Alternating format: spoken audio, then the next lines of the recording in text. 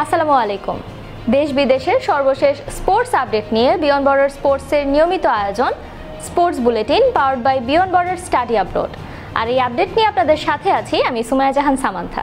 চলুন দেখে নেই আজকের স্পোর্টস আপডেট। নেপালের সঙ্গে প্রীতি ম্যাচে 2-2 গোলে ড্র করেছে বাংলাদেশ। প্রথমার্ধে পিছিয়ে পড়লেও দ্বিতীয়ার্ধে হামজা চৌধুরীর জোড়া গোলে এগিয়ে যায় বাংলাদেশ, কিন্তু নেপালের অনন্ত কর্নার থেকে গোল করলে শেষ মুহূর্তে জয় হাতছাড়া হয় বাংলাদেশের। এশিয়ান আর্চারি চ্যাম্পিয়নশিপে কম্পাউন্ডের মিশ্র দ্বৈতে ভারতের কাছে 153-151 পয়েন্টে হেরে রূপা জিতেছে বাংলাদেশের বন্যা আক্তার ও হিমু বাছার। এছাড়া এটি কম্পাউন্ড ইভেন্টে বাংলাদেশের প্রথম পদক। মাওলানা ভাসানী জাতীয় হকি স্টেডিয়ামে বাংলাদেশ হকি বিশ্বকাপ বাছাইয়ের প্লে অফে পাকিস্তানের কাছে 8-2 ব্যবধানে হারল বাংলাদেশ। শুরুতে সমতায় ফেরালেও একের পর এক গোল হজম করে ম্যাচ হারে দলটি। খেলোয়াড় ও কোচদের বকেয়া পরিশোধ না করায় ফিফার অফিসিয়াল ট্রান্সফার ব্যান লিস্টে পড়েছে বসুন্ধরা কিংস। গত এক সপ্তাহে 2 দফায় নতুন নিষেধাজ্ঞা যোগ হয়ে এখন পর্যন্ত সব মিলিয়ে 7 বার বসুন্ধরা কিংসকে নিষেধাজ্ঞা দিয়েছে ফিফা।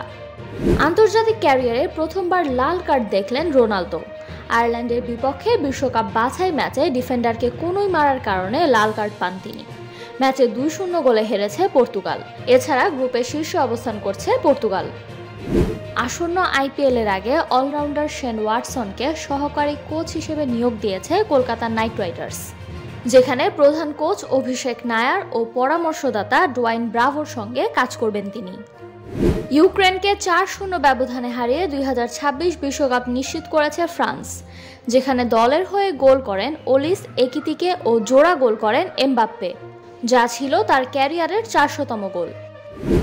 আগামী 16 ডিসেম্বর আবুধাবিতে 2026 সালের আইপিএলের নিলাম অনুষ্ঠিত হতে যাচ্ছে। এই নিয়ে টানা তৃতীয় বছরের মতো দেশের বাইরে হতে যাচ্ছে আইপিএলের নিলাম। 2025-26 মৌসুমে নতুন নামকরণ করা হয়েছে রিয়াল মাদ্রিদের হোম ভেন্যুর। সান্তিয়াগো বার্নাব্যু থেকে সান্তিয়াগো অংশটি বাদ দেওয়ার ঘোষণা দিয়েছে রিয়াল কর্তৃপক্ষ। 1947 সালে উদ্বোধনের পর এ নিয়ে তৃতীয়বার নাম পরিবর্তন করল তারা। শ্রীলঙ্কার বিপক্ষে প্রথম ওয়ানডে ম্যাচে স্লো ওভাররেটের কারণে পাকিস্তানের ক্রিকেটারদের ম্যাচ ফি 20% জরিমানা করেছে আইসিসি। 4 ওভার পিছিয়ে থাকার জন্য নিয়ম অনুযায়ী এই শাস্তি দেওয়া হয়েছে তাদের। এছাড়া প্রথম ওয়ানডে জিতে সিরিজে এগিয়ে আছে স্বাগতিক পাকিস্তান। এই ছিল আমার হাতে থাকা সর্বশেষ স্পোর্টস আপডেট। এছাড়াও আমাদের সাপ্তাহিক cricket analysis show the analyst angle এবং football show the football insight দেখার আমন্ত্রণ জানিয়ে বিদায় নিচ্ছি আমি সামান্থা।